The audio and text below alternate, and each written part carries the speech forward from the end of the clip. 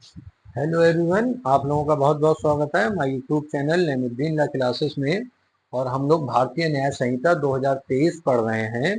भारतीय न्याय संहिता 2023 के मैं 3 चैप्टर इन वीडियो में आपको पढ़ा चुका हूं। उन पर वीडियो बनी है, आप किसी में भी देख सकते हैं। और आज हम चैप्टर 4 पर आ गए हैं। चैप्टर 4 है सेक्शन 45 से 62 तक। और इसमें 3 टॉपिक हैं पढ़ने के लिए। दुष्प्रेरण यानी अबेटमेंट, आपराधिक षड्यंत्र यानी क्रिमिनल कॉन्स्पिरेंसी, और प्रयत्न यानी अटेम्प्ट के विषय में हम जानेंगे शायद धारा 45 से 62 तक। आज की वीडियो में हम जानते हैं सेक्शन 45 यानी 45, किसी बात का दुष्प्रेरण यानी अबेटमेंट क्या होता है। तो अबेटमेंट 3 तरीके से होता है, समझ लीजिए। नंबर 1 उकसाने द्वारा, नंबर 2 षड्यंत्र द्वारा, नंबर 3 सहायता द्वारा।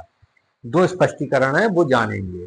आज की वीडियो में सिर्फ यही धारा पढ़ाऊंगा, कम समय की है, लेकिन आप पूरी वीडियो देखिए और अमेंडमेंट को समझ लीजिए, क्योंकि ये प्री मेंस इंटरव्यू तीनों में खूब पूछा जाता है। तो इसको समझते हैं बैरेक्ट की लैंग्वेज में कि आखिर अमेंडमेंट क्या है।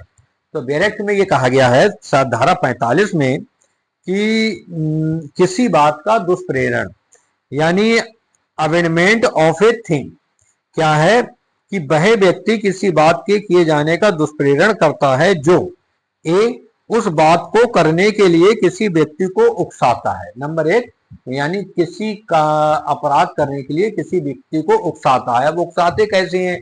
जैसे मान लीजिए किसी व्यक्ति के साथ छोटी मोटी घटना हो गई, वो होती है छोटी मोटी, लेकिन लोग आते हैं, अरे बोले आपके साथ ये कर दिया, अरे मुझे तो विश्वास ही नहीं हो रहा है। कुछ लोगों का काम ही होता है उकसाना, खुद कुछ नहीं करेंगे लेकिन दूसरे को जरूर उकसाएंगे कि आखिर वो व्यक्ति अपराध करे। यानी इसको कहते हैं चढ़ावा देना, पानी चढ़ाना। ऐसे लोग समाज में बहुत होते हैं, आपके इर्द गिर्द होते हैं, उनको पहचानिए। लेकिन हम अभी चूंकि भारतीय न्याय संहिता 2023 पढ़ रहे हैं, इसके उससे समझ लीजिए। यानी किसी अपराध के लिए किसी व्यक्ति को उकसाना, तो वो भी दुष्प्रेरण की श्रेणी में आता है। इसमें कहा गया उस बात को करने के लिए किसी व्यक्ति को उकसाना।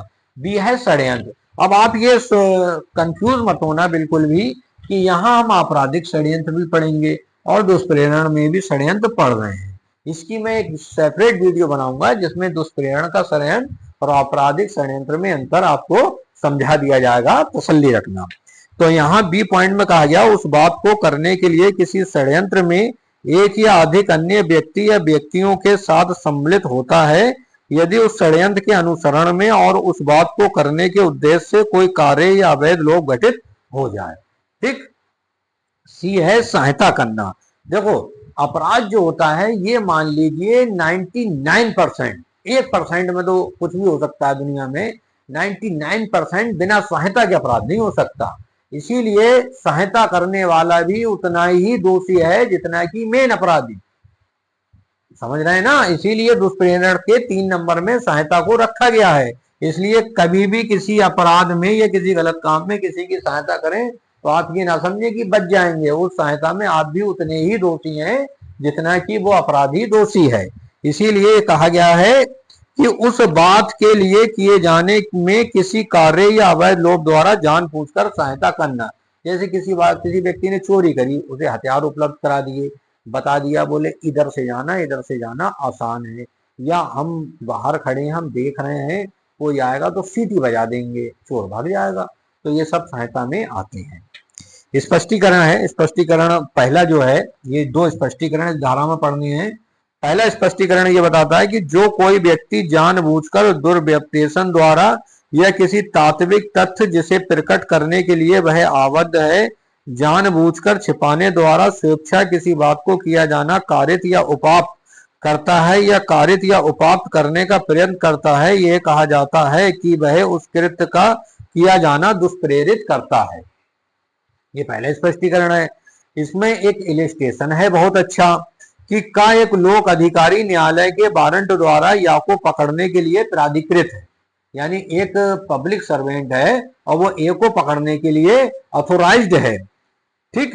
बी उस तथ्य को जानते हुए, और यह जानते हुए कि सी ए नहीं है, ए को जान पूछकर ये व्यपदिष्ट करता है कि सी ही ए है, एतद द्वारा जानबूझकर ए जो है वो सी को पकड़वाता है। यहाँ बी ने सी के पकड़े जाने का उकसाने द्वारा दुष्प्रेरण किया है। अब स्पष्टीकरण 2 पे आते हैं।